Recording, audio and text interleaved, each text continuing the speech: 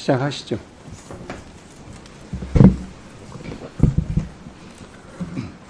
네, 박성준 의원입니다. 서울고등법원장님께 좀 질의를 좀 드리겠습니다.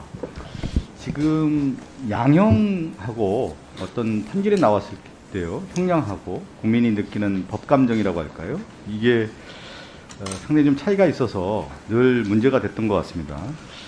제가 한국법제연구원 연구 결과를 보니까요, 국민의 법의 공평성 인식 정도를 보면은 이 법 집행의 공평성에 대해서 매우 부정적인 결과가 나온 것으로 좀 확인이 됐습니다.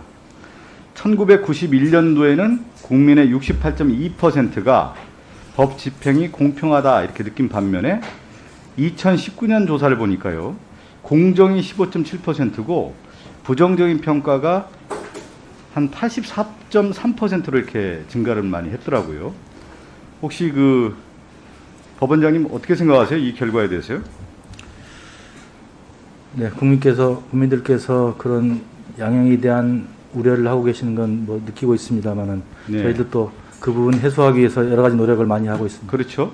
제가 오늘 내용 보니까 신뢰받는 형사 항소심 구형과 항소심 양형의 적정화 이런 내용도 포함되어 있어서 보는데, 네. 제가 예전에 이제 법원 국정감사할 때 이런 말씀드렸거든요.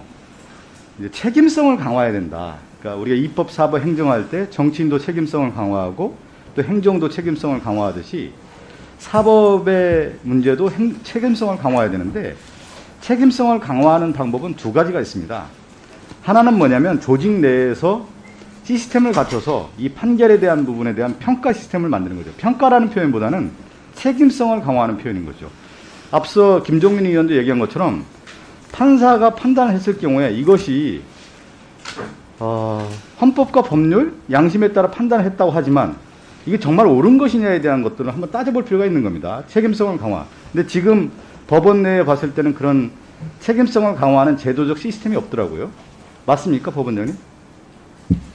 없다기보다는 여러 가지 필요한 부분 중에서 좀 미흡한 점이 있는 것 같습니다. 저희들도 자체적으로는 제도적으로 3심 제도가 있다든가, 그래서 1심에서 잘못된 거를 2심, 3심에서 시정한다든가 여러 가지 제도가 있고, 또 내부적으로도 스스로 항상 점검하는 기회를 갖는 그런 절차를 취하고 있습니다. 다만 미흡하다는 점은 그러니까 뭐냐면 내부 토론이 매우 중요한 거죠. 사회에 큰 방향을 일으키는 그런 판결에 대해서는 판사뿐만 아니라 학자들이라든가 이렇게 많은 분들이 토론을 거쳐서 이 판단이 맞는 것인지에 대해서 한번 복기해보고 그렇습니다. 생각을 해보고 또 그 사회에 어떤 영향을 미치는지를 따져보는 것이 매우 중요하다는 생각이 들고요. 네, 그렇습니다. 두 번째는 판결문을 재판할 때마다 다 공개를 해야 됩니다. 바로바로. 그렇게 해서 언론이나 시민단체가 이 판결문에 대해서 또 한 번 책임성에 대한 부분들을 강화할 필요가 있다. 이것들을 한번 참작해 주시고요. 제가 하나 좀 사례를 좀 얘기를 해볼게요. 큰 사례를 좀 하나 들었는데 양형에 대한 부분인데, 하나가 뭐냐면 이재용 삼성전자 부회장의 판결 내용하고 정경심 교수의 판결 내용을 한번 비교를 좀 해봤습니다. 왜 그러냐면 이 판결 두 자체가 우리 사회에 큰 영향을 미칠 수 있는 판단이기 때문에, 그리고 고등법원뿐만 아니라 판사님들도 이 판단이 이게 우리 국민에게 봤을 때 앞서 얘기한 것처럼 양형의 기준에 맞는 것인지 따져볼 필요가 있어서 제가 큰 사례 두 가지를 한번 가지고 와서 말씀을 드려보겠는데, 2021년 1월에 서울고등법원은요, 박근혜 최순실 국정농단 파기환송심에서 이재용 삼성전자 부회장에게 2년 6개월을 선고했습니다. 이 내용을 보면 86억 원이라는 최종 인정 뇌물에 가고, 맞습니까? 86억 원 뇌물이 인정이 된 판단 아니겠습니까? 그럴 거라고 그렇죠? 알고 있습니다. 그리고 이제 정겸심 교수는 1심에서 혹시 몇 년이 선고되신지 아세요? 1심에서 4년이었던가요? 4년을 받았어요. 그러면 입시 비리와 관련된 부분은 인정이 됐고, 심지어 이제 사모펀드 경제범죄는 상당 부분 무죄로 돼 있습니다. 근데 이 판단 두 가지를 비교를 해봤을 때 고등법원이 어떤 생각을 갖고 계신지 한번 여쭤보고 싶습니다. 형의 비교를 말씀하시는 건가요? 예.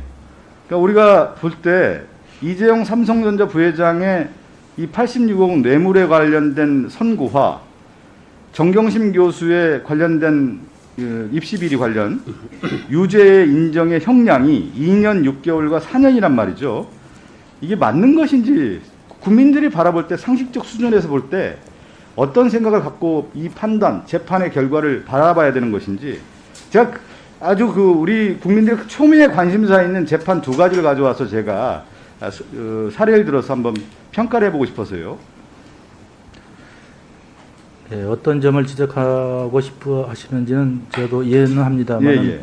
너무 사안이 다른 거를 비교를 하시니까 아니 이거는 저도 이제 뭐 우리가 거기에 한번 대해서 보죠. 답변하기가 참 예, 사안이 워낙 다르지만 이걸 한번 접근해 볼 때 이재용 삼성전자 부회장은 경영권 승계와 관련된 부분이 있었고 이것은 뭐냐면 농단 사건과 관련 있고 권력형 비리 사건인데 2년 6개월을 받았단 말이에요. 그런데 정경심 교수 같은 경우는 권력 비리는 문제는 아니고 양형의 적정성 문제를 한번 생각해 볼 필요가 있을 것 같아요.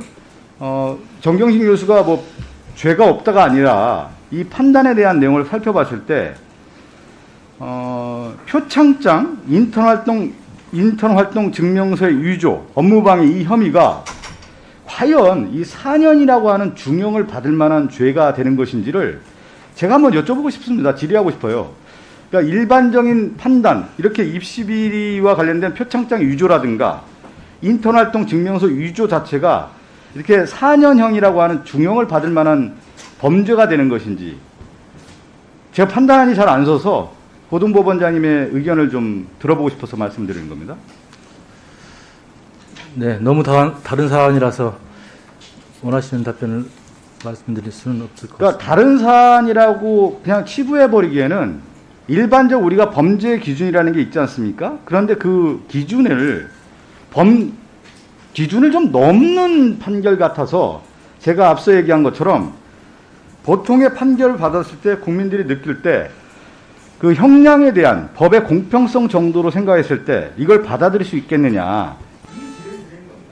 네, 법의 공평성 지적하시는 부분에 대해서는 저희들도 생각을 많이 하고 있습니다만은 그렇다고 해서 지금 전혀 다른 사안에 대해서 그렇게 말씀하시는 건 제가 답변하기 좀 네, 곤란합니다. 전혀 다른 사안이라고 하지만 제가 처음에 얘기한 것처럼 고등법원은 이러한 판결에 대해서는 사회에 큰 파장을 일으키고 파급 효과도 큰 판결 아니겠습니까? 그렇습니다. 그러면 제 이 두 가지 사례를 가지고 스타디를 하면 좋겠어요.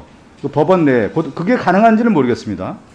그리고 언론단체도 그렇고 시민단체들도 그렇고 이런 부분에 대해서는 얘기를 해야 되는 건다고 생각합니다. 그런 얘기를 못했기 때문에 제가 이런 국정감사당에서 아주 두 가지의 큰 사례를 가지고 설명드리는 거기 때문에 양형이라고 하는 부분, 법의 공평성에 대한 기준을 가지고 판단할 때 이런 두 사례를 가지고 판사들이 어떤 생각을 갖고 있는지 그런 생각을 한번 공유를 하고 토론해보고 글도 남기고 그리고 거기에 대한 책임성도 강화하는 것이 마땅하지 않느냐. 저는 이런 생각을 갖고 있습니다. 네, 지적하신 책임성 측면에서 저희들 또 많이 스스로 고민해보고 점검하고 토론도 하고 그런 부분에 대해서는 전적으로 공감합니다. 다만 너무 다른 사안 말씀하시니까 제가 답변하기 좀 곤란하네요. 네. 네, 수고하셨습니다.